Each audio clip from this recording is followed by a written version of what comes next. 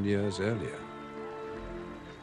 He appointed himself Minister of Defence and formed a cabinet of old friends and colleagues. New members of the No. 10 team were greeted with suspicion. When I first met him, he said nothing. He pointed at a chair beside him. I sat down. I didn't know quite what to say. Should I say I'm very honoured and so on, but I didn't. I thought silence was best. It was a question of where one looked. I gazed into his eyes a manly kind of way, and he gazed back. And so I unfocused my eyes. It must have given an impression of myopia or drunkenness. And in the end, he said, in a doubtful voice, I dare say we'd get on very well together. From Stettin in the Baltic to Trieste in the Adriatic, an iron curtain has descended across the continent. In 1946, to an audience at Fulton, Missouri, in the United States, Churchill had famously heralded the Cold War. Warsaw, Berlin, Prague. Now he was back in power, determined to raise the Iron Curtain and broker a peace summit between the two superpowers, America and the Soviet Union.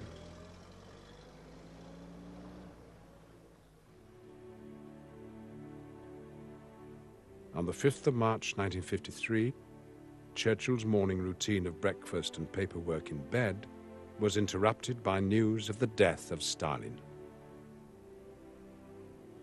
New men have obtained supreme power in Moscow.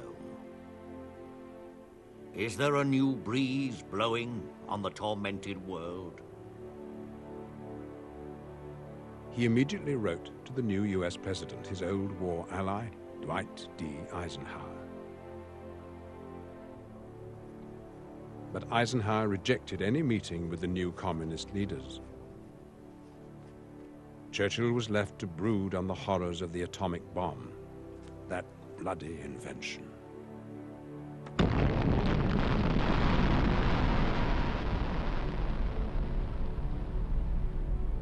He didn't underestimate it. He thought it was pretty final, particularly the nuclear weapon, the hydrogen bomb, which he read the American secret account of the first one, experimental one they dropped, which absolutely struck him dumb.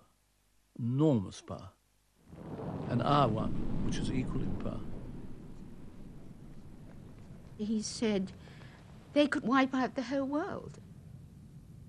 And this is what we have got to prevent. And it can be done by talking and negotiation and diplomacy, but not through war.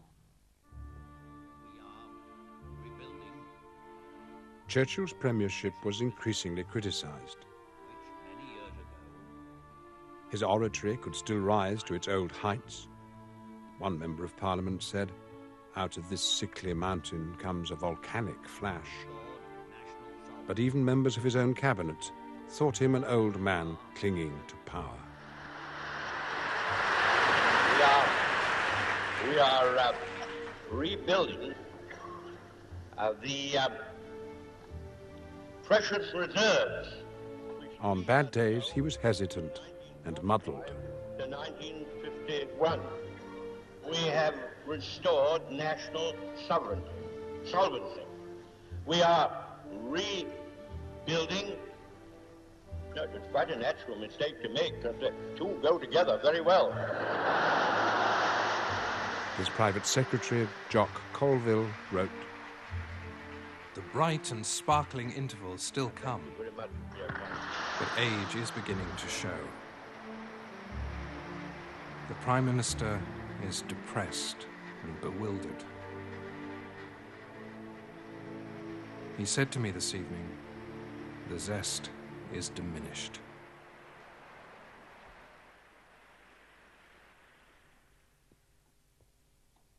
Churchill was now easily distracted from the day-to-day business of domestic politics.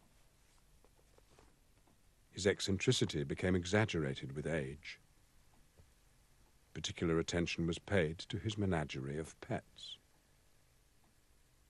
He adored animals, and he loved Rufus, his little poodle, his red poodle. And he used to say to me, "Rufy needs a bath." So he did. He had a poozle, it was called, because he was a poodle. "Rufus has been poozled," he used to say. It was a appalling dog, a nice dog, but breath like a flamethrower. He had tropical fish, a large collection, and they were gathered together in a big tank. And he used to sit and watch them for a while before he moved, before he went. And I heard him say to one, known as a black guppy, it was a black fish, "Darling, I do love you. I'd make love to you if I knew how."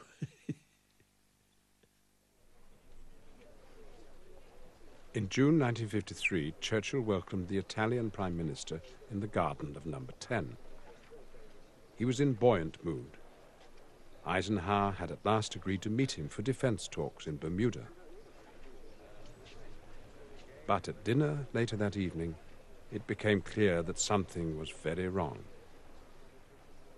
The company got up to leave the dining room, and at that moment my father had a stroke, but it wasn't immediately apparent, except that my husband Christopher, who was very close to my father in every way, but also he suddenly realised that Papa was having difficulty walking, and also his speech was blurred. And then Christopher got hold of me and said, "Something's the matter with your father, go and sit with him." By this time also my mother had been alerted. And we sort of rather tried to prevent people coming up. That was slightly difficult. People wanted to say goodbye to Papa, but he didn't. He just sat there, and he couldn't speak. After the guests had gone, they took him up to bed.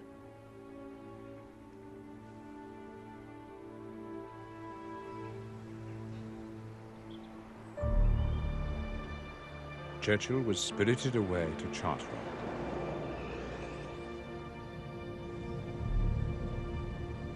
During the journey, his condition deteriorated. Private Secretary Jock Colville was with him. He gave me strict orders not to let it be known that he was incapacitated, and to ensure that the administration continued to function as if he were in full command. It was an extraordinary, indeed unprecedented situation. I was in the police car behind. I remember the difficulty he had getting into the house. So realizing how serious it was, because he by then was really not able to walk very well. It was really a question of whether he would survive the weekend.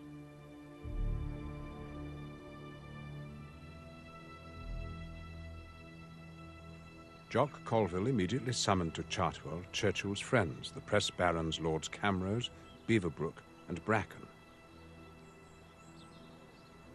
Together, they conspired to gag the press.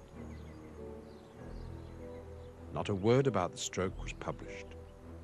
The British public and Parliament were told the Prime Minister was suffering from exhaustion.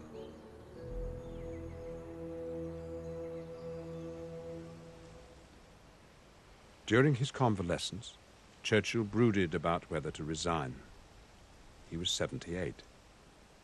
But typically, he set himself a challenge.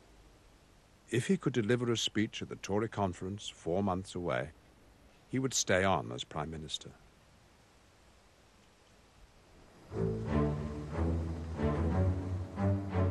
In October 1953, Churchill took the conference stage in Margate to make the speech that would decide his political future. When he stood up, I can remember we taking in a breath and thinking, and fingers crossed, I can't bear this, I can't bear it. A few years ago, nationalization was, among socialists, the cure-all for social and economic difficulties. Now, keep this to yourselves, there is a very general feeling that it is an utter flop. He delivered it without fault. Tears were pouring down our face with relief and with pride at the way he performed. And he was pleased with himself, too.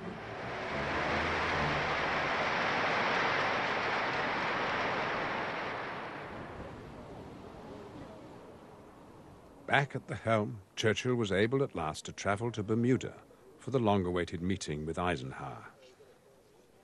But his hopes of ending the Cold War all but died. Eisenhower still refused to consider any peace talks with the Soviets.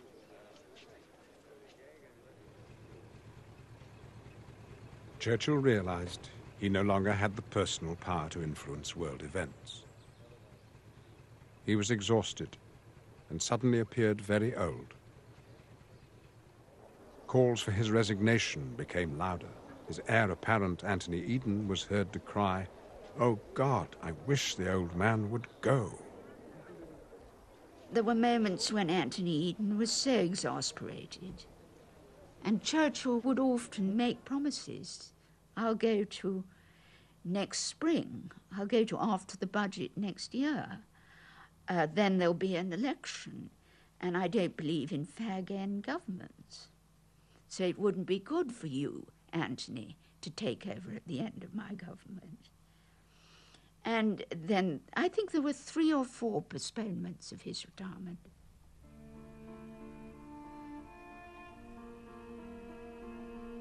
Finally, when all hope of a peace summit between America and the Soviet Union vanished, so did Churchill's reason to remain